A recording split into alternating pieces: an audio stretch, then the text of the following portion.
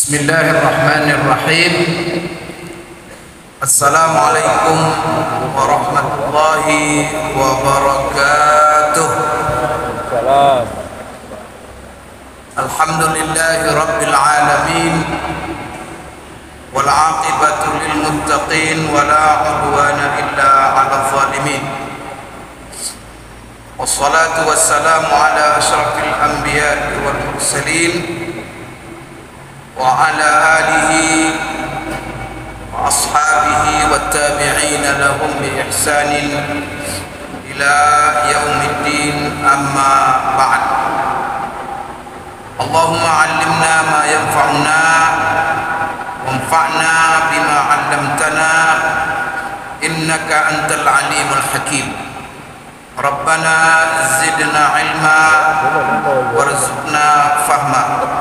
Allahumma inna nas'aluka ilman nafi'a wa rizqan thayyiba wa amalan salihan mutaqabbala. Allahumma ja'alna mimman yastami'una al-qawla fayattabi'una ahsana. Allahumma ja'alna birahmatika fi ibadika salihin. Bapak-bapak, ibu-ibu, kaum muslimin, kaum muslimat, jemaah salat maghrib yang dimuliakan Allah, malam ini kita mulai kembali kajian kita setiap Selasa malam tentang ataupun membahas ayat-ayat hukum di dalam Al-Quran Al-Karim. Pada malam hari ini kita membahas ayat yang terdapat dalam surah Al-Baqarah, yaitu ayat 196. Ayat ini sampai 203, yang mana di antara ataupun ayat 196 ini berbunyi, A'udzu billahi minasy syaithanir rajim. Bismillahirrahmanirrahim. Wa atimul hajja wal umrata lillah. Fa in uhsirtum famastaysara minal hadi. Wa la tahliqu ru'usakum hatta yablughal hadyu mahillah. Faman kana minkum marida aw bihi adhan min ra'sihi fa fidyatun min siyamin aw sadaqatin aw nusuk. Fa idza amintum faman tamatta'a bil umrati ila al hajj famastaysara min al hadi. Faman lam yajid fa siyamu thalathati ayyamin fil hajj wa sab'atin idza raja'tum wa tilka 'asharatun kamilah. Dzalika liman lam yakun ahluhu hadiril masjidil haram wattaqullaha wa'lamu annallaha syadidul iqab. Al-hajju ashhurun ma'lumat, faman farada fihinna al-hajja fala rafasa wala fusuqa wala jidala fil hajj wa ma taf'alu min khairin ya'lamuhu Allah wa tazawwadu fa inna khairaz zadi taqwa wattaquni ya ulil albab. Bapak-bapak, ibu sekalian, ayat 196 ini pernah kita mulai pembahasannya sebelum bulan Ramadan, yang mana ayat ini adalah berkenaan dengan masalah yang kita sekarang berada pada waktunya, yaitu masalah haji. Kita sekarang berada pada bulan haji. Bulan haji yaitu dimulai dari bulan Syawal. Kalau kita lihat susunan ayat Al-Quran yang terdapat di dalam surah Al-Baqarah, surah Al-Baqarah ini lengkap. Dalamnya ada perintah-perintah di dalam rukun Islam semuanya. Di antaranya perintah solat, banyak ayat-ayat tentang solat dalam surah Al-Baqarah. Kemudian perintah berzakat, banyak. Kemudian juga perintah puasa. Maka kalau perintah puasa, ayat yang membahas tentang puasa yaitu dari 183 ayat 183 yang dimulai dengan ya ayyuhalladzina amanu kutiba alaikumusshiyam sampai ayat 187. Kemudian ditutup oleh Allah dengan ayat 188. Jadi kalau kita lihat rentetan ayat itu 183 memerintahkan kita orang beriman untuk berpuasa. Kemudian Allah menjelaskan apa hikmah maksud berpuasa itu, supaya kita menjadi orang yang bertakwa, melaksanakan segala perintah Allah dan menjauhi larangan. Karena inti kehidupan dan kita dihidupkan oleh Allah ke dunia ini dengan diberikannya semua nikmat yang di dalam diri kita dan juga di atas bumi, dalam bumi semuanya. Itu apa? Supaya kita hidup di dunia ini menjalankan perintahnya, menghindari larangannya. Jadi misi hakikat daripada kehidupan kita ini adalah untuk menjalankan kehidupan dengan ketakwaan, dengan bertakwa kepada Allah. Artinya dengan menjalankan seluruh perintahnya, menjauhi larangan. Maka salah satu pendidikan supaya kita ini dalam hidup kita ini selalu bertakwa, menjalankan perintah Allah dan menjauhi larangannya, salah satu latihan-latihannya itu pendidikannya adalah pendidikan Ramadan. Itu ayat itu sampai ayat 187. Kemudian 188 ayat ini menarik. Allah tutup ayat tentang puasa dengan wala ta'kulu amwalakum bainakum bil batil. Jangan kamu memakan harta kamu antara sesama kamu dengan cara yang batil. Wa tudulu biha ilal hukam, dan kamu untuk merampas harta saudaramu, kamu kadang-kadang membawanya ke meja hukum, meja hijau. Supaya apa? Kamu memakan harta manusia. Maka di depan hakim kamu memberikan kesaksian palsu dan sebagainya, sehingga harta orang harta kita. Apa hubungan ayat puasa dengan jangan memakan harta sesama kamu dengan cara yang batil? Karena latihan puasa itu adalah Allah melarang kita makan, melarang kita minum, melarang kita mendekati istri. Padahal yang dilarang itu adalah hal-hal yang halal sebenarnya. Makanan itu halal, minuman itu halal, istri itu halal. Tapi selama Ramadan kita dilarang, dan kita patuh, taat, dan kita melaksanakannya. Sebulan penuh kita tidak makan, tidak minum, dan tidak mendekati istri selama siang Ramadan. Maka di ujung ayat puasa itu apa salah satu hikmahnya? Kamu sudah terlatih, yang halal saja kamu dilarang, padahal halal dilarang kamu. Selama sebulan penuh kamu tahan dan kamu jauhi yang halal itu. Kenapa? Karena Allah larang. Apalagi yang diharapkan Allah. Maka salah satu yang diharapkan oleh Allah kepada kamu adalah memakan harta sesama kamu secara batil, seperti mencuri, merampas, memanipulasi dokumen-dokumen, kemudian membuat sertifikat-sertifikat palsu atas tanah orang, kemudian menggugat di depan hakim dan disogok hakim, disewa pengacara sehingga kita yang menang. Itu kebatilan semuanya itu.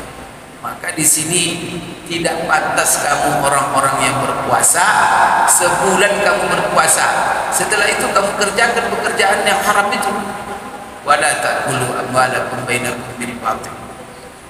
Setelah Allah berbicara tentang masalah puasa dan apa hikmah daripada puasa itu, supaya terhindar kita daripada yang diharapkan Allah Subhanahu wa taala kepada kita, maka Allah berbicara berbicara tentang manfaat daripada bulan. Mulai di sini Allah berbicara tentang bulan. Yas'alunaka 'anil ahillah qul hiya mawaqitu lin-nasi wal hajj.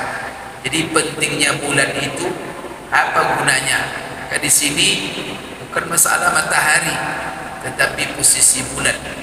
Bulan itu gunanya adalah sebagai penentu waktu, jadwal waktu bagi manusia, dan sebagai jadwal haji.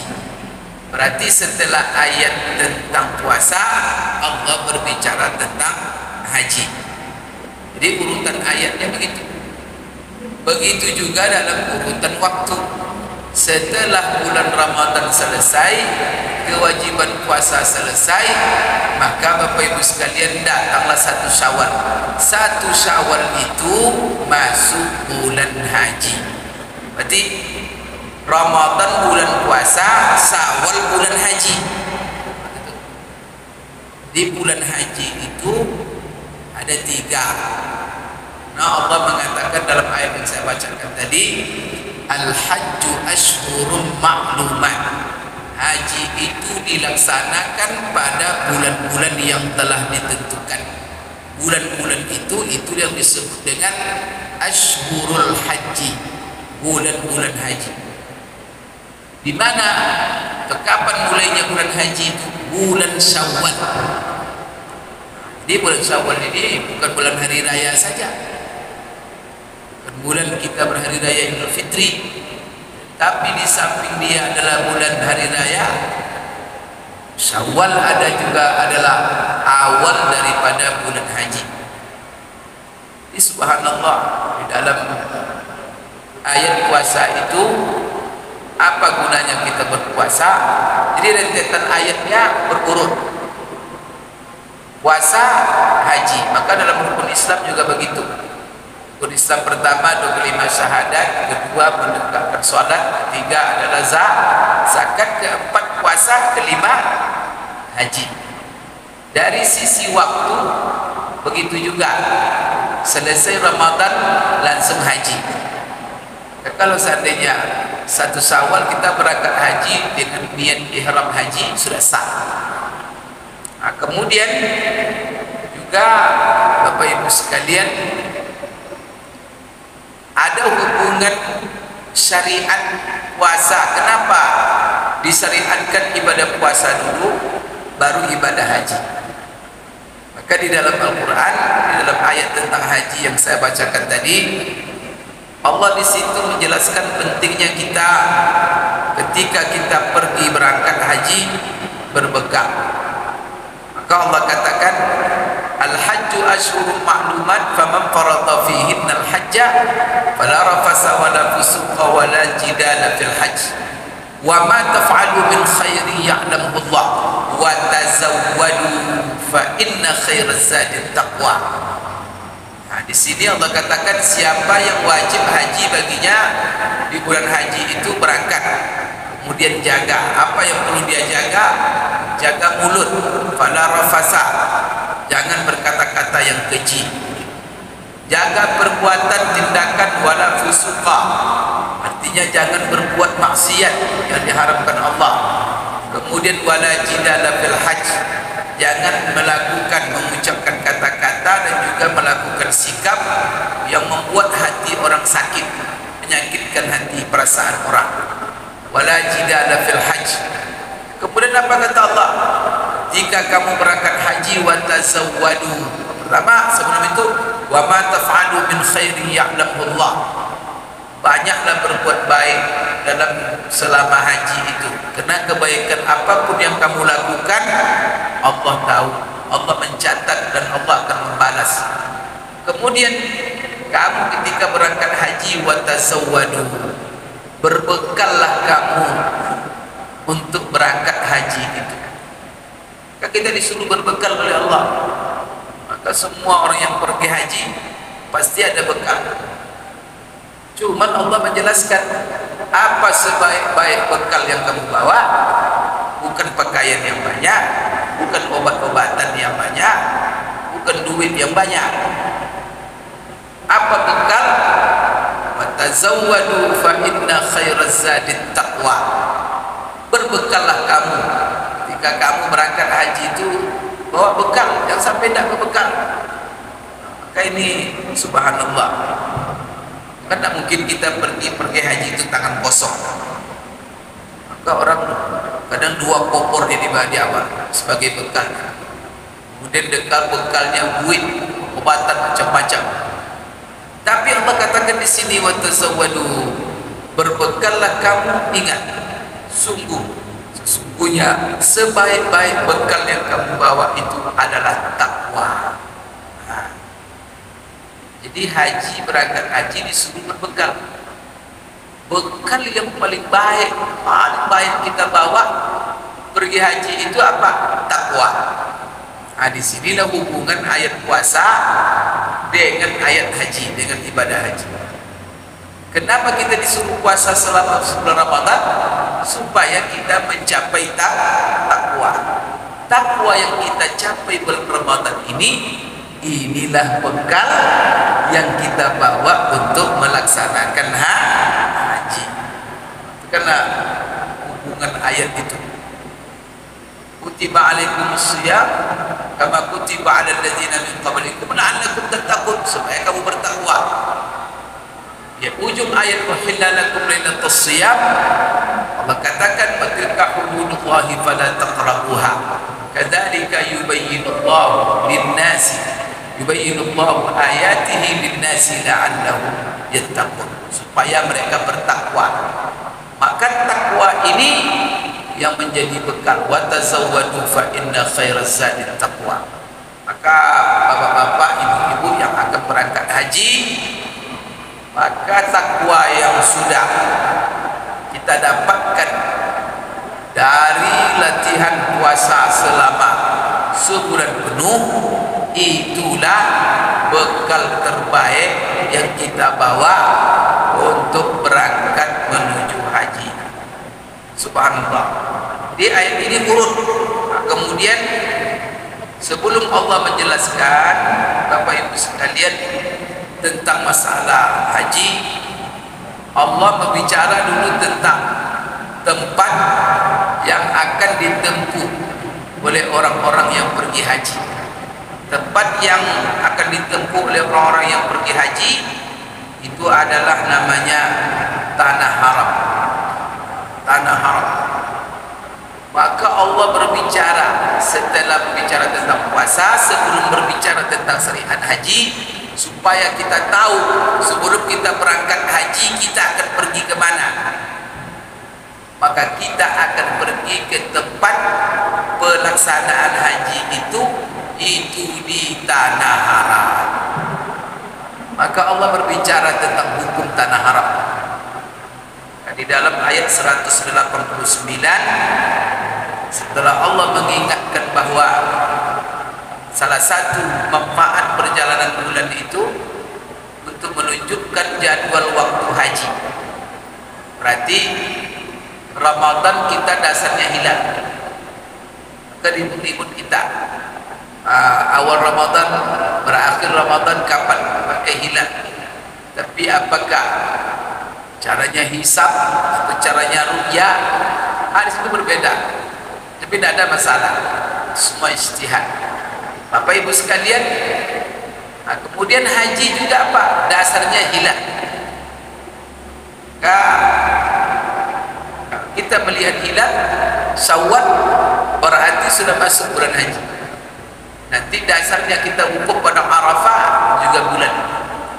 Maka hari ke-9 bulan Zulhijjah, sudah 9 hari munculnya bulan, berarti kita di situ wukuf di padang Arafah. Kemudian hari ke-10 kita berhari raya Idul Fitri. Berarti semuanya patokannya hilal. Faman syahida minkumus syahra falyasum, hilal juga. Hilal ini patokan untuk jadwal-jadwal ibadah kita. Jadi Allah jadikan patokannya melihat bulan, posisi bulan. Bulan ini manfaatnya. Dan juga mengingatkan kepada kita bahwa kalender-kalender kita yang didasarkan kepada bulan itu kalender qamariyah namanya. Maka kalender Hijriah yang kita pakai itu adalah kalender Qamariyah. Itulah kalender kita umat Islam. Berdasarkan ayat ini, yaitu kalender yang muktabar dalam jadwal-jadwal ibadah kita adalah kalender yang berdasarkan Qamariyah, posisi dan perjalanan bulan. Disitulah kalendernya nama kita dibuat, kalendernya namanya oleh umat Islam kalender Hijriyah. Kemudian Allah menjelaskan juga bahwa kebaikan itu bukan dari macam-macam sikap, tapi kebaikan itu semua kebaikan itu tersimpul dalam satu kata, at-taqwa. Maka Allah katakan walaisal birru bi an ta'tul buyuta min zuhuriha, bahwa kebaikan itu bukanlah kamu memasuki rumah dari belakangnya. Allah katakan tetapi kebaikan dan seluruh kebaikan itu ada pada takwa. 5. Walakinnal birra man ittaqa, orang yang bertakwa. Kan takwa ini inti, berulang-ulang takwa ini dalam Al-Quran. Wa'tul buyuta min abwabiha, masuklah kamu ke dalam rumah itu dari pintu depannya. Kemudian Allah ulang lagi, wattaqullah, bertakwalah kamu kepada Allah, la'allakum tuflihun. Jadi kadang-kadang satu halaman ayat itu Pak, ada 4-5 kali Allah merintahkan takwa. Itu dahsyatnya perintah takwa itu. Bicara Allah tentang Ramadan, puasa, takwa juga.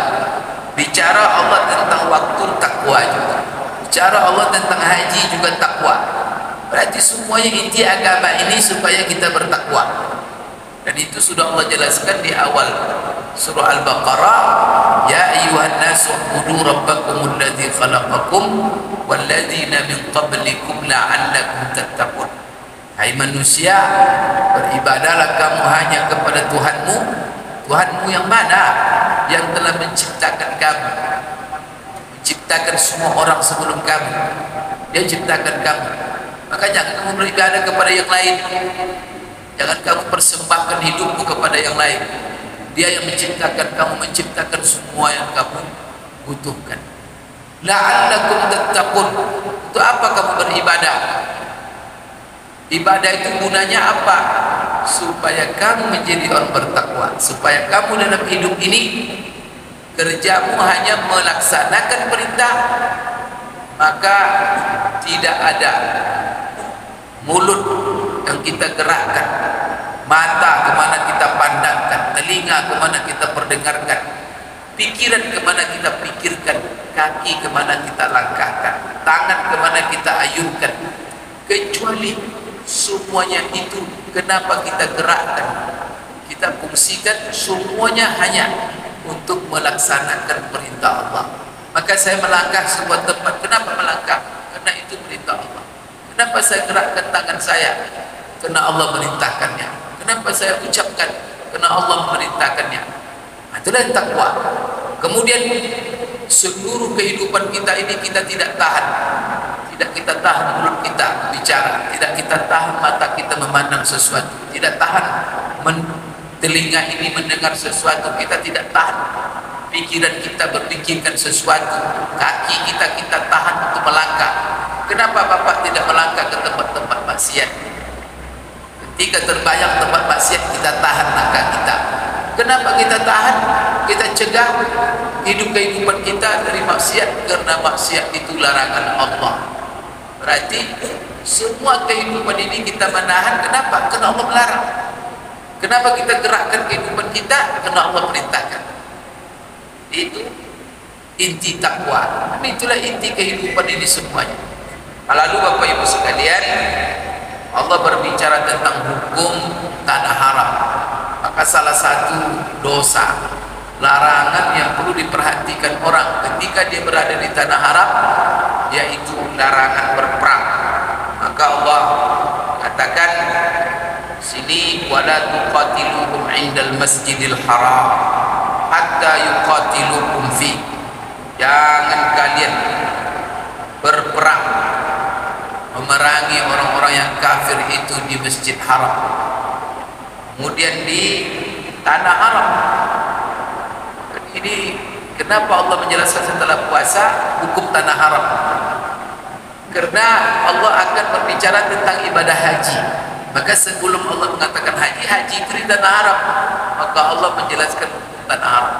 Larangan yang berat yang perlu diperhatikan oleh seorang muslim yang pergi berkunjung untuk haji dan itu ke tanah haram, maka larangan yang berat adalah masalah berperang. Maka jangan berperang di tanah haram, khususnya di masjid haram. Kemudian Allah juga berbicara tentang bulan haram, yaitu asy-syahrul haram bisyaril haram wal hurumatu qisas. Maka apa? Jadi ada tanah haram, ada bulan haram. Apa hubungannya tanah haram dengan bulan haram dan haji?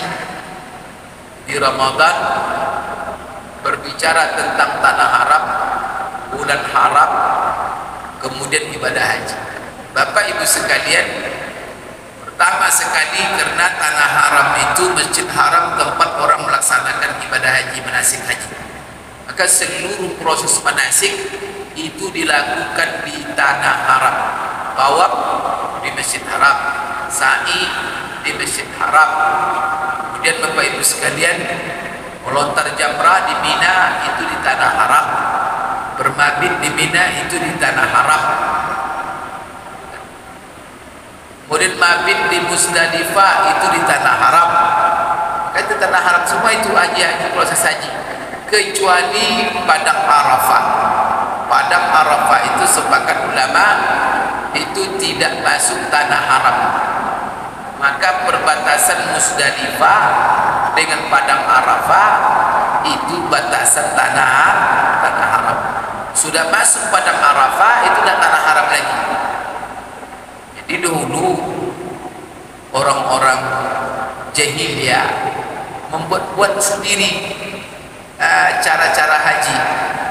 Jadi mereka tahu bahwa padang Arafah itu tidak termasuk tanah haram, sehingga mereka tidak wukuf di padang Arafah.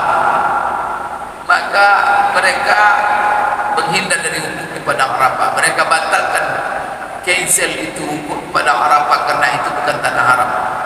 Maka itulah sebabnya Rasulullah datang menjelaskan kembali ajaran haji yang murni sebagaimana diajarkan oleh Jibril kepada Ibrahim alaihissalam. Maka Arafah itu adalah tempat yang mulia di waktunya, walaupun dia bukan tanah haram, tapi wukuf itu di padang Arafah. Kemudian dia menjadi mulia di saat waktunya, yaitu tanggal 9, mulai tergelincir matahari sampai terbenam matahari. Di saat itu tempat yang mulia. Disitulah para jemaah haji wukuf, yang disebut dengan wukuf di padang Arafah. Bapak Ibu sekalian, jadi rata-rata ibadah haji itu selain wukuf di padang Arafah itu ada di tanah haram. Maka Allah menjelaskan wukuf tanah haram. Yang kedua, pelaksanaan ibadah haji itu untuk haji semuanya di bulan haram. Jadi waktu pelaksanaan haji itu di bulan haram. Apa bulan haram? Bulan haram itu kan ada 4. Inna iddatas syuhuri indallahi 12 syahran fi kitabillah. Yauma khalaqas samawati wal ard minha arba'atun hurum. Bulan itu dalam setahun 12 bulan. 4 diantaranya adalah bulan haram. Apa itu bulan haram? Bulan haram itu ada 4. Hitungannya bukan dari Syawal, tapi Zulqa'dah, Zulhijjah, Muharram. 3. 4 yang keempat mana Pak Ustaz? Yang keempat adalah Rajab. Di bulan haram ini.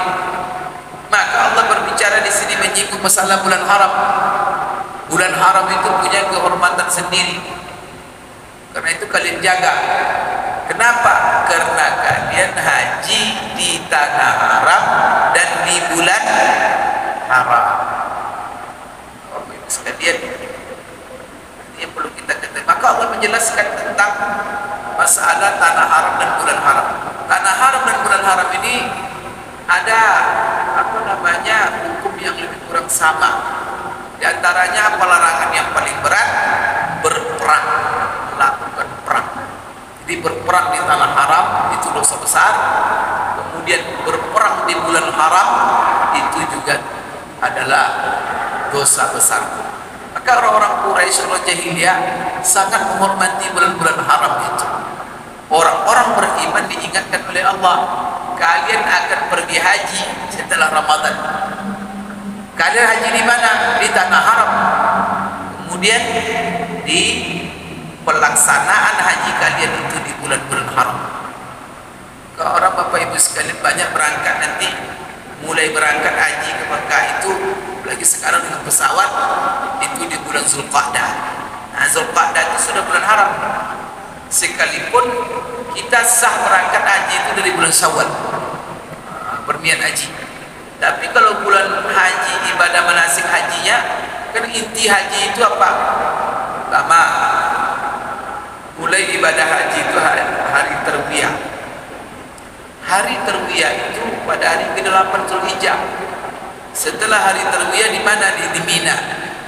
Maka jemaah haji pada tanggal 8 Zulhijjah berada di Mina. Mulai dari pagi sebelum zuhur sudah sampai di Mina tanggal 8. Untuk apa?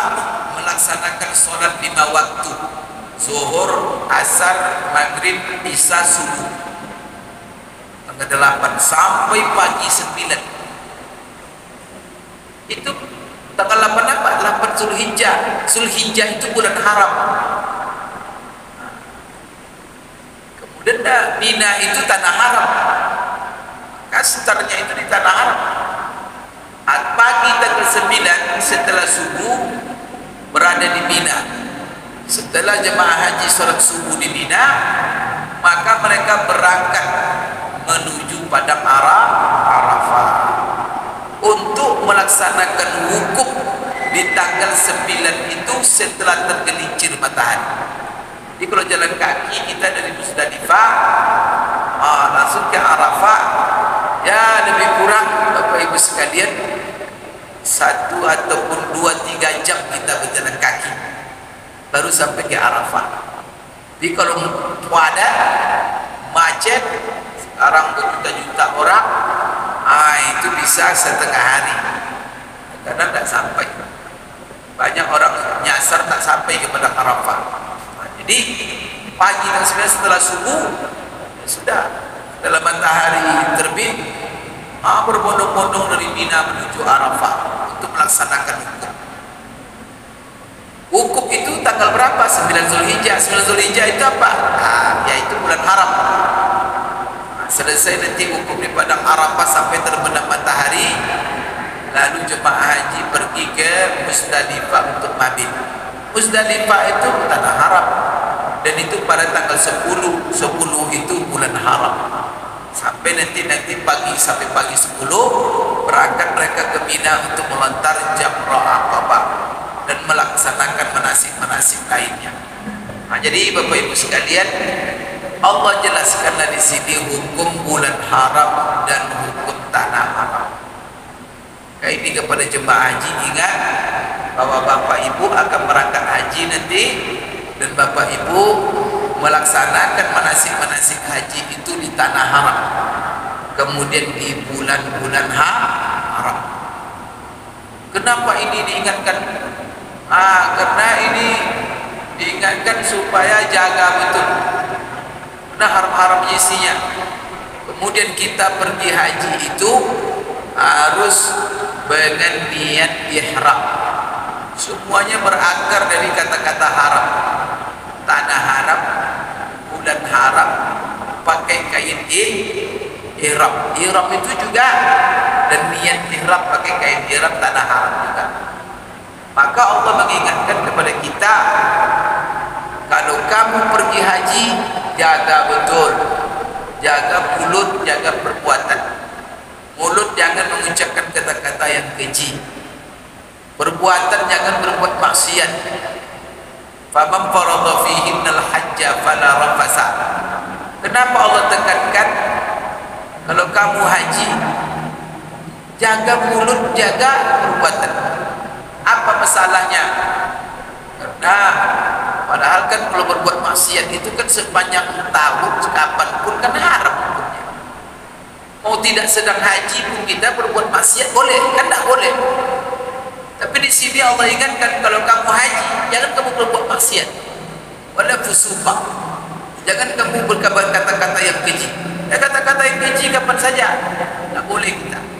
Maka di sini ulama mengambil kesimpulan, berarti kalau dilarang maksiat di satu tempat, di satu waktu, padahal maksiat itu sepanjang waktu haram hukumnya, tak boleh. Tapi jangan kau lakukan di tempat ini dan di waktu ini. Berarti Bapak Ibu sekalian, kalau kita lakukan juga maksiat itu di tempat dan di waktu itu, dosanya berlipat-lipat. Maka ingat orang-orang yang haji, kalau kita pergi haji kemudian kita berbuat maksiat sedang ihram haji umrah, berlipat-lipat dosanya. Apa di antara dosanya? Pertama sekali, mungkin 5 kali lipat. Pertama, karena mengerjakan yang haram, berbuat maksiat, mengatakan kata-kata yang keji, kan haram hukumnya. Pertama, dapat dosa haram. Kemudian yang kedua, yang haram itu dilakukannya di saat dia sedang ihram. Sedang ihram itu sendiri, itu kondisi yang perlu dijaga. Jangan berbuat haram ketika kita sedang ihram. Maka kalau kita sudah ihram, pasang niat, berbuat haram juga, berlipat nanti dosanya. Jadi sudah 2 kali lipat itu. Kena berbuat yang haram sedang ihram. Kemudian kita kalau berbuat haram sedang haji itu, sedang ihram itu kita berada di tanah haram. Berarti berbuat maksiat di tanah haram. Dosa nambah dosa lagi. Nah, melakukan maksiat di tanah yang wajib kita Bapak Ibu hormati, muliakan. Dibuat maksiat, nambah lagi dosa. Dosa apa? Berbuat haram di tanah haram. Berbuat haram sedang ihram. Dan berbuat haram itu sendiri sudah 3. Kemudian waktu pelaksanaan haji itu adalah terjadi di bulan-bulan haram. Maka apa? Berbuat haram di sedang ihram, di tanah haram, di bulan haram. 4 kali lipat. Tambah lagi apa? Di bulan haji. Karena Allah memuliakan bulan haji secara khusus. Al-hajju asyurun ma'lumat, 5 kali lipat dosanya. Jadi haji ini Bapak Ibu besar pahalanya, besar ganjarannya, tapi besar juga perjuangannya. Maka bapak-bapak, ibu-ibu yang pergi haji, kalau tidak betul jaga-jaga, maka berbahaya. Itulah sebabnya supaya terhindar daripada perbuatan haram itu, supaya tidak terjerumus 5 peringkat 5 kali lipat dosa setiap yang haram. Maka Allah suruh bekali kita, wa tazawwadu fa inna khairaz zadi taqwa. Berbekallah kamu pergi haji itu, supaya baik bekal adalah takwa. Masya Allah. Dan supaya kita tidak terjerumus kepada yang haram itu, Allah perintahkan kita supaya hati-hati semuanya, seluruh yang diucapkan baik, yang dipandang baik, yang dilakukan baik, semuanya baik. Maka apa kata Allah? Wa ma taf'alu min khairin. Maka sepanjang haji itu yang baik-baik saja, jangan buru-buru. Karena kalau kamu melakukan yang haram-haram yang tidak baik, banyak dosanya. Wa tazawwadu fa inna khairaz zadi taqwa. Berbekallah kamu, sebaik-baik bekal itu takwa. Takwanya apa? Sudah kamu dapatkan di bulan Ramadan kemarin. Itu yang dibawa. Masya Allah. Setelah itu Allah tekankan lagi, wattaquni ya ulil albab. Orang-orang yang berakal, bertakwalah kamu hanya kepada. Coba berulang-ulang kata takwa. Takwa ini dahsyat. Marilah Bapak Ibu sekalian, kita praktekkan betul ketakwaan yang telah kita raih selama bulan Ramadan sebagai bekal, bukan hanya bekal haji, tetapi bekal hidup kita sampai mati. Kalau haji aja yang takwa sebaik-baik bekal kita, apalagi kehidupan kita ini semuanya. Maka bekal yang paling baik dalam menjalani kehidupan kita ini sampai mati adalah takwa, dan bekal yang terbaik yang kita bawa Bapak Ibu sekalian setelah mati juga takwa, dan bekal terbaik yang kita bawa menghadap Allah nanti adalah takwa. Hiduplah kita dengan takwa kepada Allah. Kenapa saya sampaikan ini menjelaskan hubungan ayat haji dengan ayat puasa, dan erat sekali. Qul qouli hadza wa astaghfirullah li wa lakum subhanakallahumma rabbana wa bihamdik asyhadu an la ilaha illa anta astaghfiruka wa atubu ilaik. Billahi taufiq wal hidayah. Assalamualaikum warahmatullahi wabarakatuh.